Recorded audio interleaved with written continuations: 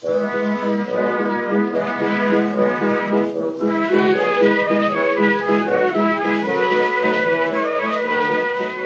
to Loremen, a podcast about local legends and obscure curiosities from days of yore. I'm James Shakeshaft. And I'm Alistair Beckett-King. This episode is the Roaring Bull of Bagbury. Not, as you might think from listening to the episode, Badbury. Yeah, I got in my head that it was like a bad Banbury. Like a bag reboot of Banbury. Yeah. When I read it, it painted such beautiful and hilarious pictures in my mind. I wanted to share them. So I think without further ado, let's cut to the chase.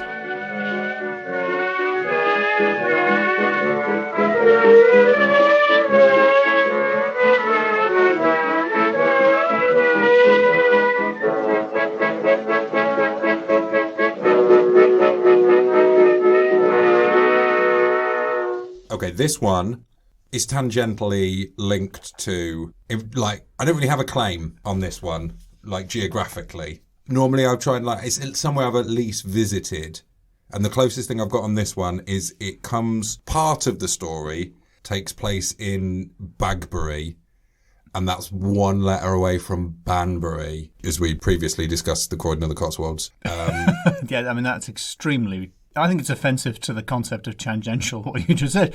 Also, I think we both pronounced tangential really weirdly. I just said tangential. Tangential. Tangential. Tangential. Tangential. Chul. Tangential, yeah. Tangential. Isn't it shul? I don't know. I think I've forgotten how words work, though. I think we're going to have to cut the entire tangential tangent out of the podcast. Forget that. Yes. Okay, so that sounds tenuous. Yeah, Bagbury.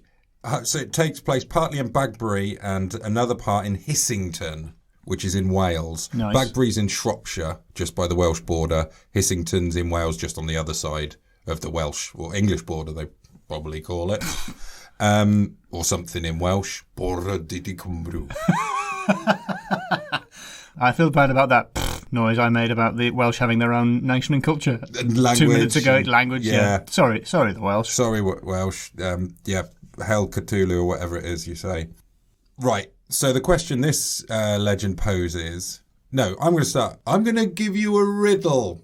Yes! Alistair. Okay, I love riddles. Why shouldn't you move the Hissington Church doorstep? Why shouldn't you move? Yeah, why shouldn't you move the Hissington Church doorstep? People need it to get into the church? Well... There'd just be a big 3-foot wall and they'll trip in? All the elderly ladies? Those are good answer. It's heavy. It's made of stone. It's part of a building. What do you want? Yeah, there's a lot of reasons. The main one would be, though, you disturb the boot buried under there and a tiny little bull will escape and grow to an enormous size and smash up your church. A tiny bull? Yeah, tiny bull. Tiny little bull will escape from the boot that is buried neath the doorstep. A tiny little bull lives in a boot under the step of Hissington Church. And if it gets out, it will expand to a bigger than a normal bull size and F up your church. Real bad. That's the riddle. Well, it's not really a riddle, is it? It's more a general knowledge question. General knowledge? Yeah. Yes, this is the tale of the Bull of Bagbury. The bull is a wicked squire. He did... terrible things to the people that worked for him. He made them work long hours. Oh. He swore at them. What? And he gave them nothing to drink. I hate this guy. Yeah, he's a real bad dude. Apparently, he'd only ever done 2 good deeds in his life by his own admission. Once he gave a waistcoat to a poor old man, and another time he gave bread and cheese to a poor boy. Once for each of those events. That's by his own confession. That's all. I don't think I've ever given anyone a waistcoat. No. Was it his own waistcoat? Or did he take the waistcoat? Yeah, he probably took it from another poor person. Old man. Gave it to his favoured poor old man. Yeah, he was a rotter. We don't know what his name was, unfortunately, or where he might have been a squire, he might have been a farmer. He was basically a bad guy. He's only done 2 nice things in his life. And one of these workers, he was so angry at him, he wished that he would get turned into a bull. And he was. Wow. I mean, I don't know why I'm surprised at this point. Because the worker wished it. Unfortunately, the bull he was turned into was an evil bull. He had flaming eyes and very sharp horns, and it would roar something terrible. It was known as the Roaring Bull of Bagbury. It was also known as the Flayed Bull because it didn't have any skin at all. How did you not mention that up top? Well, I am drip feeding some pretty sweet names throughout this. I've got something in my back pocket which I think we're all going to enjoy. Yeah, it was called the Roaring Bull of Bagbury because it would roar such, and this is the quote that's in Lore of the Land. It would roar till the boards and the shutters and the tiles would fly off the building, and it was impossible for anyone to live near him. Some called him the Roaring Bull of Bagbury. Others the Flayed Bull because he had no skin on him. So that's... it's terrifying. Yeah, exactly. I mean, just him not having skin was enough for me. That's Never too mind mucky. Flinging shingles about the place. Flingles, he would call them. But yeah, in a very loud voice. Flingles! Yeah, oh yes, too loud. Like a bovine Brian Blessed. And sometimes it would appear in a sort of a humanoid form, which was referred to as a black man. Now, they think this means more like a demon rather than someone who's of African origin. Yeah. I'm guessing more like a shadow man. Have I mentioned the Mooies on here before? I don't think so. I'm loath to mention the Mooies because invoking the Mooies may cause a Mooie. Was that the end of the sentence? Yeah. Because a Mooie... a Mooie incident? Mooie incident, Mooie-based incident. So without asking my permission or the listeners' permission... Oh, yeah, sorry. We're all in this now. Spoiler alert, you're going to get Mooied. What, not to put too fine a point on it, are you talking about? What's a Mooie? What's a Mooie? Well, right, okay, what it is amongst my group of friends... There was two friends who lived next door to each other, and one of them later in life, around his teenage years, he remembered that when he was a kid, he used to be plagued by Mooies, what he called the Mooies, and he would wake up in the night and go to the top of his stairs and look down, and coming up the stairs would be these things, these Mooies, which he described as being made of shadows, which would come up and come to him, and he'd, classic sort of nightmare scenario, try and scream, not be able to. And then he'd wake up in a different room after this Mooie incident. And he didn't know why they were called the Mooies, but he just knew that they were called the Mooies. Right. The other friend who lived next door to him mocked him about the Mooie. You shouldn't mock a Mooie. Well, I mean, I've just found out about them, and I know that. He learned that lesson because that very night he was visited by the Mooies. The Mooies come for him. Yeah. They come for him and all. Mooies came from and all that night. Yeah, so you just got to be aware when thinking about... I had my first instance of Grey Lady syndrome shortly after hearing about the Mooies for the first time. What is Grey Lady syndrome? It's that one... That's the main name for it, isn't it? Where it's like sleep paralysis. That's the real name. That's the science name. Yes. I had a sleep paralysis incident shortly after learning of the existence of Mooies. I lived on the same road as these two people.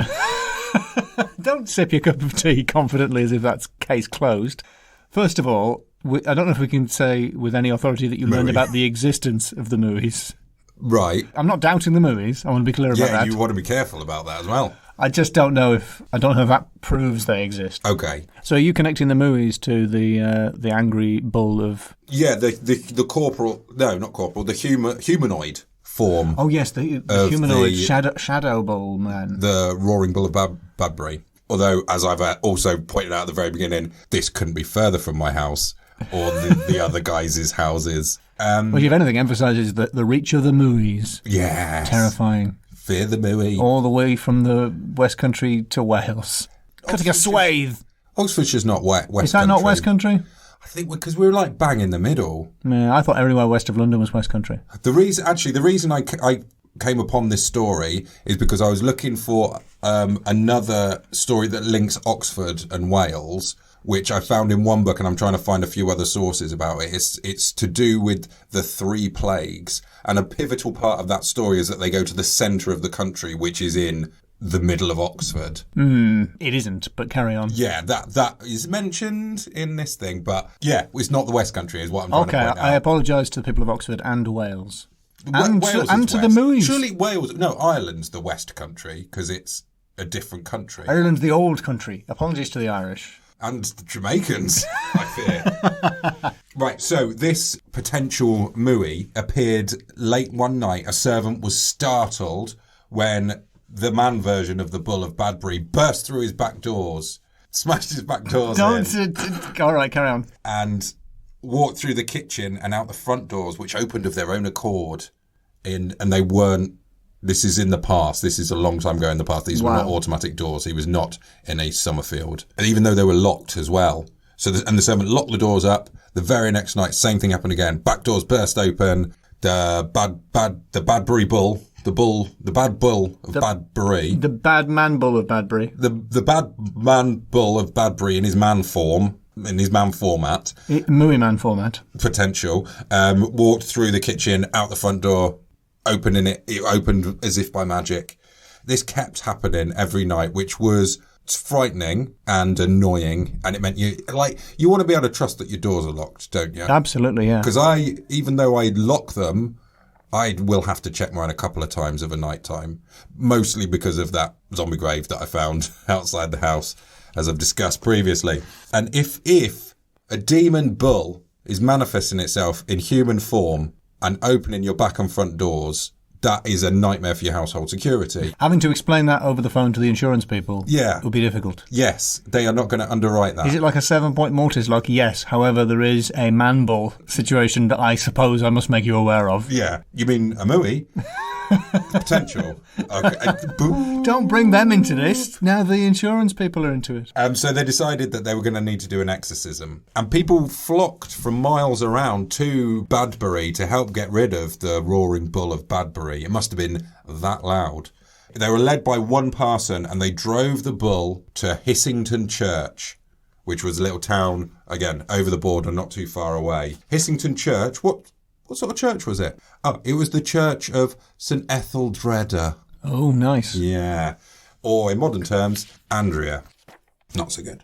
Sorry, Andrea's listening. It's not as fun a name as Etheldreda, is it? Absolutely nowhere near as good as Etheldreda. If there are any Andreas listening and you'd rather be known as Etheldreda, write in.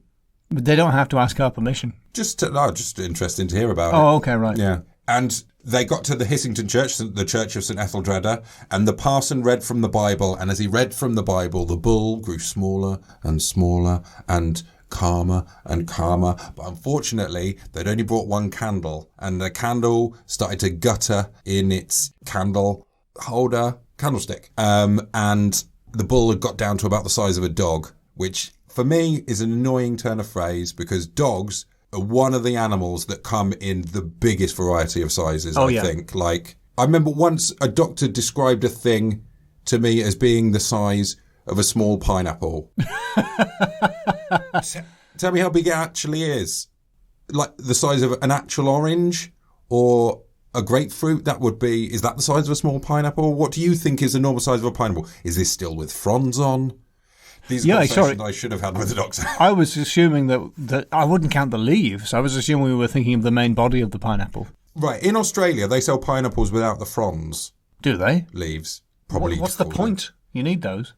What, just for the look. Well, that's the thing, for the look. But so, when you describe something as the size of a pineapple, why are you cutting the leaves off in your mind already? Efficiency. Okay. This is why we don't use pineapples as a unit of measurement. You shouldn't. No. And not a subjective measurement, not a subjective measurement like a small pineapple. You want something objective? Yes. Yeah, like a 20 centimetre pineapple or something. Yeah. Or just 20 centimetre sphere would be better. So it's the diameter? I'm guessing. Yeah. I don't really know. Probably just set about the size of a pineapple, mate. Small. Not a big one. Thanks. Thanks, Doc, actually. You were right. Turned out, after all. I think it's impossible for a doctor to describe anything the size of any pineapple and it not be alarming. Yeah, that's true. Even if it's one of the larger body parts that has shrunk, I think you'd still be worried. Well, that wouldn't be good. I don't think there's not much. If it's your head or a kidney stone, it's worrisome news. There's not much in the body that should be the size of a small pineapple. No. Unless you've eaten a small pineapple. And even that's getting smaller by the second. Just like the Bull of Bagbury. Yes, but only got down to the size of a dog. Right. And then the candle went out and the bull swelled back up to massive size and started smashing up that church.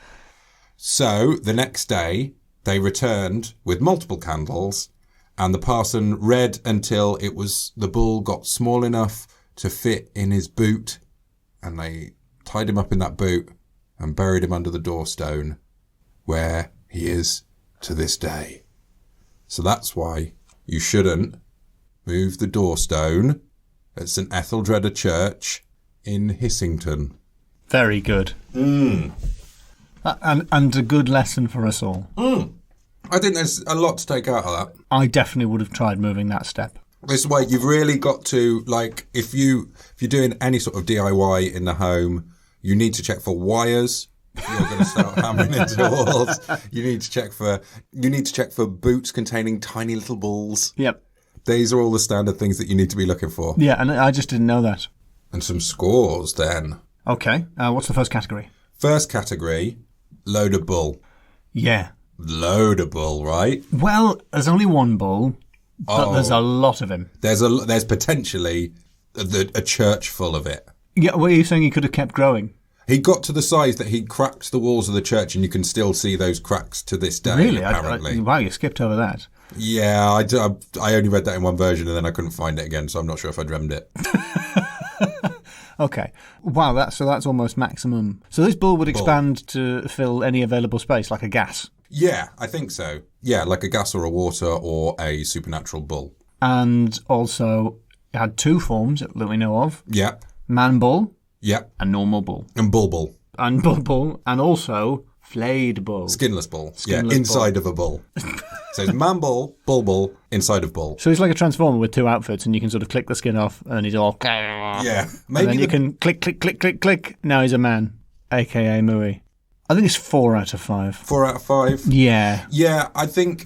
Because if there had been a second bull... He obviously didn't just expand to as big as a bull could be outside of the world, because it would just be an infinitely large bull. Because I'm thinking of like the Derby ram. Do you know the Derby ram? Right, yeah. It was a really big ram. So... I'm just saying I've seen big livestock before in other folk stories. So the Derby ram had horns that reached right up to the moon. Okay. Yeah, a little boy went up in January and he didn't come back till June. It's a song. Oh, that's a good song. It's a folk song, yeah. That's a lovely song. The kids, when he died, the kids turned his eyes into footballs. Those are small eyes. It took all the men of Derby to roll away his bones. Took all the women of Derby to roll away his stones, meaning testicles. Oh. It's a rude joke, but there only would have been 2 of those. So all the women... Just for the testicles. Working on them goats. Yeah, and they pronounced it Derby rather than Derby in the song, so no apologies to the people of Derby for mispronouncing it. It was deliberate. So what I'm saying is... Because of rhymes. Because of rhymes. All I'm saying is, I've seen big livestock, and so that's what makes it a 4 rather than a 5, because I think we could have had slightly more bull. Okay, then. I'm happy to take that, because I was worried you were going to do me on the old, well, there's only one bull in this story. Well, you did say load of bull, so not load of bulls. So thank goodness. My classic plural trick didn't work this time. I think I may have found your Achilles heel. Next category, naming. Naming. Pretty good. Yeah. We've got the bull of... yeah, on that front. Because this is not from a place that I know, I think I'm pretty sure, I haven't listened back, but I'm pretty sure I kept calling it Badbury. I said Bagbury. It's definitely Bagbury. Bagbury. Yeah. Like you might bury a bag, like you might bury a boot with a tiny bull in it. Yes. Yeah. Never dig it up. No. Don't move that church stone. Yeah, Bagbury. Naming, come on, what we got? We got St Etheldreda. Etheldreda's church? Oh, yeah, you slipped Etheldreda in. I'd hardly noticed. Hissington, even, is a great name. What the Roaring Bull of Bagbury. Oh, good name, yeah. Bagbury. The Flayed Bull. The Flayed Bull. St Etheldreda. I think it's a 3. Hissington. Well, it's with a Y, so it might even be Hissington. Well, you're making a lot of Hissington, but if it's pronounced Hissington, there's no value in that. No. So I'm going to go with 3 until we can confirm whether it's Hissington or Hissington. Or find out what the squire's name was, because that's probably good. Because if his name was like Johnny Pinball or something, that's an extra point. But if his name was John Pinball, nothing. Okay, so that's 3 out of 5. What's the next category? Supernatural. Supernatural. Come on. It's definitely an unnatural bull. Yeah. The Mooies, very scary, very supernatural. I also like the boot. I don't know whether the boot is expressly supernatural, or is it the work of God? In supernatural manners, the boot. But is that supernatural, or is that if a priest's doing them, that's an exorcism? So that's supernatural. Is it? It's not. I thought natural. if it's God's work, unnatural. No, because if it's God's work, it's not supernatural. Supernatural is witches, spirits, flayed bulls, inherently bad, Mooies, naughty, yeah, or just not non-Christians. I don't think Christians would consider the priest's activities to be supernatural. Well, we're in a tight theological spot here. Because wait a minute. Are we arguing over whether a boot is supernatural or not? Yes, we are. Right. Okay. I think they're not natural. They don't occur in nature. All right. I mean, gloves. Yes, you've got the fox glove. All right. 4 out of 5. I don't think that's a strong argument, but I can't defeat you. Although when it said it expanded, I can't not think about, the Pink Floyd pig. Yes. Or Mr. Creosote from Monty Python. Yeah. That's how I imagine the bull expanded, in a very kind of that's how I imagined humorous way. I thought it was quite scary. It is.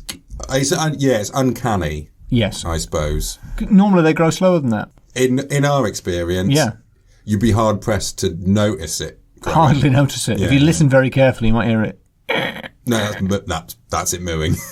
that was a nearby mouse. Yeah, sorry. And so, what was that for? It's 4 out of 5. Yeah. It's 4 out of 5 because you convinced me that boots are supernatural. I think. I'm not sure. I have to listen back to find out how I was convinced of that. The Eldritch Shoe. And what's the final category? MOOIE warning, 5 out of 5, no questions. Sorry, I'm not allowed to ask any questions on that. No. I do think a MOOIE... do we have to preface this episode with a MOOIE warning? Yeah, maybe. The problem is, though... It's like there's an alarm, a siren in the background as the MOOIE police approach. And those are Mooies who are police, or police that police the Mooies? They're supposed to be police that police the Mooies, but I suspect MOOIE infiltration. Corrupt. Yeah. I suspect some of them are actually working with the Mooies. I think the problem with the MOOIE warning, though, is once you've given the MOOIE warning, you've already mentioned Mooies. Right. So a MOOIE warning itself requires a MOOIE warning. Yeah, it's like it's the super injunction of that's right. It's the supernatural injunction. Oh, very good. Could say. So the safest thing will be just not to listen to this episode of the podcast at all. Yes. At this point now, we should probably tell people not to listen to this podcast. So like and subscribe and tell your friends not to listen to it. Not this specific one. Yeah. The Mooies.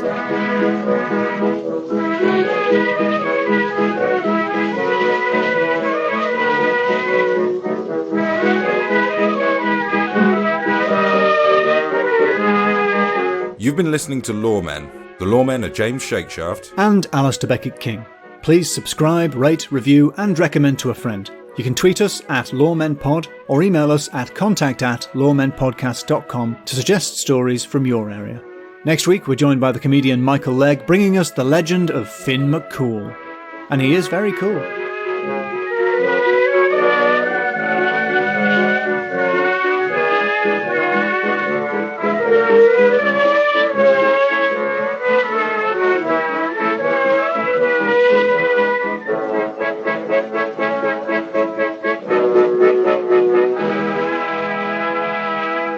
I've forgotten what story it is. So. It's the Roaring Bull of Bagbury. Oh, not Badbury. Yeah, that's the thing. One of my favourite jokes relies on this town being called Badbury, but it's not. It's called Bagbury. So I'm conflicted as to whether I should apologise. No apologies. No apologies necessary. The bosses. Sorry. Can't swear on the podcast. Play the music. Also, that's McNulty's catchphrase from The Wire. Not my catchphrase.